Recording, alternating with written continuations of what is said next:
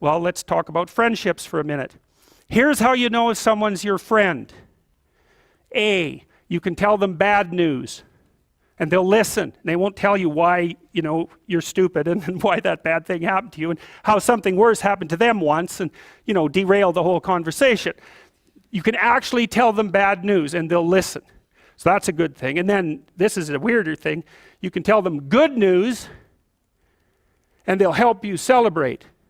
And that's a really good way of deciding who you should have around you, because if you have someone around you, something good happens to you and you're kind of afraid to even admit it because, God, something good happened to you, it's like, you let that be known and it'll certainly be taken away.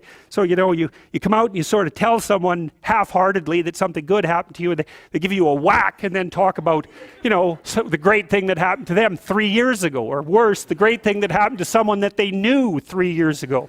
It's like, go away from that person. They're not helpful to you, and they're not helpful to themselves either. And so you want to surround yourself, you got to think about this. You got to surround yourself with people who want the best for the best part of you. You can hang around with weasels and losers that are trying to pull you down to justify the fact that they're spiraling downhill as well. And the upside of that is you don't have to have any responsibility, and you can all whine about how wretched life is, so that's pretty attractive. But I would say it's also a bad medium to long-term plan.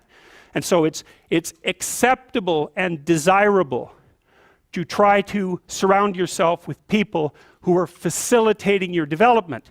And you might say, well, I've got people around, I know them well, they're not doing that well, and they don't fit into that category. It's like, what's your point? What are you going to do with them exactly?